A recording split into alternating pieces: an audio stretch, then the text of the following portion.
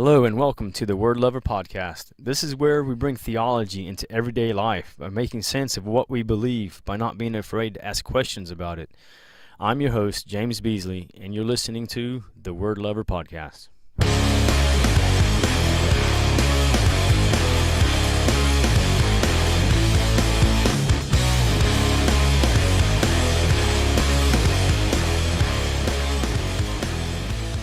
When you say theology in the raw, I think about the product sugar in the raw, and it's something that you can package in a Ziploc bag. Does that sound But about it's right? better for you.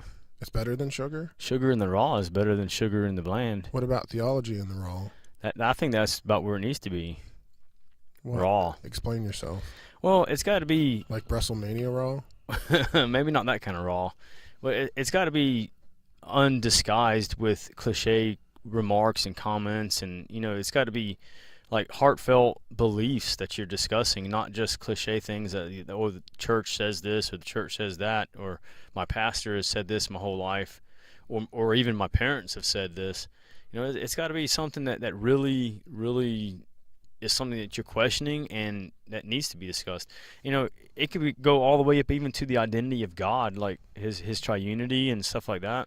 But you let me stop you there. Everything that you've ever learned, you've gotten from somewhere. You have not come up with a single creative idea on your own. And I'm not. That sounds really horrible, man. But you've come to all your conclusions I based thought on you were all about creativity. No, based on an experience or what somebody has said. Like that's how you. No, that's true, but everything that people have said, you don't believe. You don't take to heart as, hey, that's truth. There are certain things that you believe and certain things you don't believe. It's everything that you say you believe. Do you truly understand what it is that you're believing? There you go. And is this genuine? Is it really truth? Well, that's money then. That makes sense. And I'll open up the can of worms. We're not going down this rabbit hole right now, but with the rapture, that kind of belief. You pick the most complicated and confused. Well, that's point. why I'm just bringing it up as a for instance. Like a lot of people are taught that, and some people aren't. But does everyone who really believes that to be true really understands it or understand it as truth? Well, I just want to introduce our special guest, Kirk Cameron, here today to go over some of his. He sure does look. I could have swore his name was Josh Bunner, who's sitting here with me. Oh, good segue. All right, so what are we talking about today, James? I think we're going to discuss a little bit about seeker-friendly churches and what exactly does that mean? All right, so let me start us off then. Absolutely. What is a seeker-friendly church, James? I thought you were going to start us off, not ask me. All right, well, a seeker-friendly church, I guess, would be typically somebody who seeks to appeal to the general mass of society. Is that a good or a bad thing? I think it could be both. I mean, I see. That's what I don't really understand the identification of seeker-friendly, because it can go both ways. Now, it could be somebody who's just looking for a church to appeal to their personal desires, but all churches who do things such as like outings and retreats and even marriage seminars, they're trying to appeal to people where they're at in life, and that's not bad. It becomes bad when that is all your church is about and not really about discipling after Jesus Christ. So coffee shops and church are good I think for your marriage and your church. I think they could be. Now, not to say that you can't have a coffee maker in your church, or not to say you can't do anything you want in your church. Is a coffee shop in your church different than a coffee maker in your fellowship hall? I guess so, because there's changing of money. Like you're going to be sometimes. Well, I mean, so if you think about Jesus in the temple throwing over tables and that whole scenario. But yeah, you also have to think about it as to be able to make coffee on that kind of a scale for more people than just a handful. You have a lot of supplies going in on that, and churches cannot write that off as an expense for their church, because the most states and all that do not see that as you could say a charitable or a church organization cost. That was actually a business, because there's coffee shops out there making money too. So they have to charge a little bit, and a lot of them shut down during services. so that you can't go buy or get a coffee while the sermon is going on. You had to have already got your coffee. Well, Is that wrong if they do it that way? well, I guess not. I don't, the whole concept I'm just unfamiliar with. I've heard about the stuff, and Well, I've never really experienced it. So well, there's a big church. My oldest son actually goes to it when he's not with me. It's C3. C3PO, C3 the Baptist Church of Church. Star Wars. Yeah, it's actually out of it's in, I guess, Clayton or Cleveland school area. Mm-hmm. It's off of a 1010 highway out on the other side, out towards you. Have you investigated or went to see kind of what the church follows, They are very solid theologically for the most part that I can tell. Their pastor Matt, he's very outgoing, outspoken, and for outwardly what appears to me loves the Lord. When I was handling the youth at my church, we used to take them out there for the CU at the pole rallies and stuff like that, and they have a coffee shop, a bookstore, and all that kind of stuff in one section of their church. They sell labeled Snuggies with the church logo on it. And They might if it gets cold. wow. I don't know about that, but I know. So you don't see any problem with that at all? I see the potential problem, but not that in itself it's a problem. Well, you give them an inch. Yeah, you got to scratch it. Oh, you said an inch. Well, No. But what do you think? What is your opinion on that? I mean, I understand you just mentioned that Jesus and the money changers, but yeah, if you keep in context that the money changers at that time, they were exploiting people in their religious practices. They would take a lamb and sell it to somebody, and then point out that it was blemished and then take it back, so they'll make double money on the lambs, or they'll try to make money on their sacrifices that the people were bringing into the system when they should have already been bringing them, because that's not theirs. It wasn't just about all that though, too. They were exchanging currency. They're using it to get from one side of the city to the other. Like, it was just a whole different. And I guess as a church, I mean, we want to draw people in to get them there, but if they are just doing it to get through to the other side, then I guess it doesn't make much sense. Yeah, not if they're just using it as a casual, like a leisure spot just to come hang out. The people that go to those kind of places and they just get the coffee and hang out in the lounge area and watch the sermon on the screen, I would say that's kind of missing the point. But who wants to go to a church? Like, even you're talking about a modern worship service. Like, who wants to go and have one piano and then you're singing hymns the whole time? You want a lively, upbeat. You got the drums and you got the choir and you got the our church synthesizer. Yeah, our church tries to integrate the traditional hymns and the contemporary. But see, I'm not opposed to having Red's music played at church. But a lot of congregations would not have that. Well, I mean, so if you take like churchgoers from 20 years ago and brought them into the future, what kind of reaction do you think they would have? They wouldn't have one. They'd be dead because they'd die of a heart attack. But it's all about meeting the people where they're at. Not capitulating to every desire or whim, but the ones that really are not evil in and of themselves. There's nothing wrong with doing stuff to cater to that. It's just like that's how Sunday school and all that kind of stuff draws people in to build up their groups. Is why do children invite other kids to church? Is come to church with me, hang out with me during this time. Because you get a badge for it. Yeah, you can get a badge or a sticker for bringing a friend or an extra goldfish. Yeah, so it's all the same when it comes to that.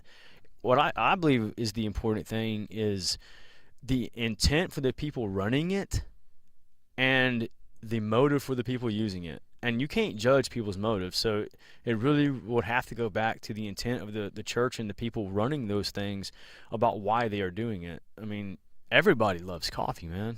Well, if you look at statistics about how even like the millennials, if you will, like, they are falling off. There's like, the kids grow up and go to church, and then they get to a certain age and start going to college, and they just totally don't go anymore. Well, I don't think that's because of the coffee and the books.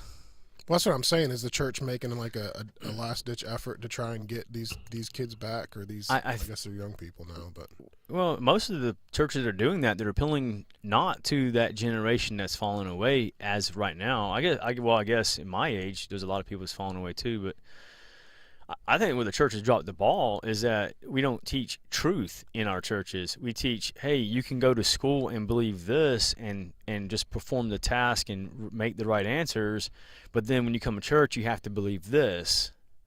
And that contradiction in overall worldviews that we're telling the kids to compromise from the early age is what's driving them away, because ultimately, if they grow up believing or answering to one thing, and then the church has no fundamental answer for their questions, well, they're going to be driven to the thing that they've been taught the whole life, not the one that's only been an hour on Sunday.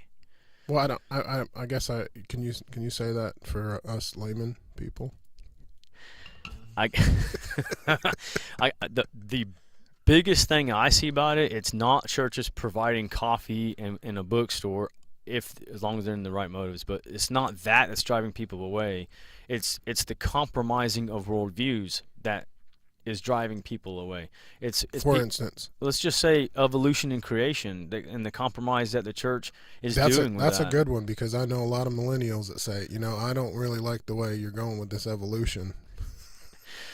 No, but when everything that they learn and study is based upon, hey, you evolved out of pond scum through an ape-like ancestor, and the church is saying, no, you didn't. You were especially created by God, and that the human being has value. Well, then these conflicting worldviews don't line up, and that is an internal conflict, and that does drive people away from the faith. Well, that means does that mean that they never had the faith to begin with? That would be a good question to ask. I guess we're getting way off topic anyway, because if you consider now we're talking about the security of salvation. If you talk about seeker friendly, so that if you said that to me and I didn't actually know what it meant, I would think somebody that is seeking and that probably has never really been to church before. Does that make sense? Well, that's true. We'll just look at it this way though. If you're encouraged to make or to be socially interactive with our communities and the people around us in our lives, if there's nothing wrong with going to a coffee shop, sitting down with a friend who is seeking in their life, and discussing life with them, what's wrong with having a lobby in a church that does the same thing? Well, that's funny, because I believe in the Mormon church, when they have a visitor, they call them a seeker. I guess that doesn't really make any sense. Well, I mean, I guess that just means that that's what I just said. People are seeking. What if we go out and seek out the community? What would you call that? Evangelism. As a church. But evangelism is it just leaves such a bad taste in everybody's mouth anymore. Can you explain that? Let me see. Joel Osteen, Pat Robertson. You see that as evangelism? Well, I mean, that's what people see it as, and societal. Oh, really? Yeah, I mean, No, I see that they see that as religion, not necessarily the evangelistic side of it. Evangelical, that's what they call it. It's just the way the propagation of the good news. Well, I know what it means. Joel Osteen doesn't really propagate good news. But you know how cultures can change the definition of a word? Somebody told me that once. They sure can. So that's what I'm talking about. Are you referring back to discipleship in Christianity? Yes, sir. Oh. So in culture, when you use the word evangelical, it sets a certain tone in your head. If you don't know, if you're not a Christian necessarily, then that brings up, Westboro Baptist Church. Or at least a hardline, religious person who doesn't really want to think outside the box. I think when you say evangelical, I mean you get a grandparent or a parent picture in your head who says that's what I think about, is like a bad tan, nice combed hair, and then like a fancy suit and really white teeth. Wow. Is that bad? You just scared me away. That's what I picture. You know what I mean? Well, man, I mean, I guess we got to get away from those stereotypes and not be afraid of the perception that's on certain labels, because we do need to evangelize the community around us, and to show them that we want to meet them where they're at. If the church has the finances or the resources, should I say, available to do outreaches or ministries that include coffee shops or bookstores or anything like that, I would say there's nothing in and of themselves wrong. It would just be, now granted, I don't think it should be in the foyer leading into your church. Well, that's what I'm talking about. But if it's in the side, like if you walk into a foyer of a church and then you have the sanctuary in front of you through double doors, you can go down the hallway to your left, so to speak. And I don't know if this is a true layout of any building, but you go down the hallway and then there's another area back there and there's a coffee shop and stuff like that. I don't see it being no different than having a fellowship hall and people gathering over barbecue. Or having a nursery. I like nurseries. You drop your kids off and you get a coffee. Hey, that would be awesome. That would be seeker friendly right there, folks. I would go there. I wonder if I could make money. Not on me. The coffee would have to be free. Wow. Well, I just bought all those diapers, man. That's what. Let's see. Well, I guess I agree with you. I think that churches should be seeker friendly, and that you shouldn't compromise what the church actually believes in the doctrine of the church. So absolutely. As long as the word approves, I think it's good. Yep. And it can't contradict the word. So I guess it goes back. I mean, all of that would be brought into those things in Romans 14 that we discussed before. You know, oh yeah, I forgot that. That's probably the most important part of this podcast. What does the word say, James? About debatable issues, and don't let someone speak evil about what you call good. And I would like to get that on that verse in chapter 14 a little bit more next time, because that word for evil is actually blaspheme. It's not the typical word for evil, which is interesting, at least in my mind. Very interesting. But don't let anybody speak of evil as what you consider good. So if it's done in worship and honoring God and doesn't contradict the word, like there should tattoos. be. If as long as it doesn't contradict the word of God, or is,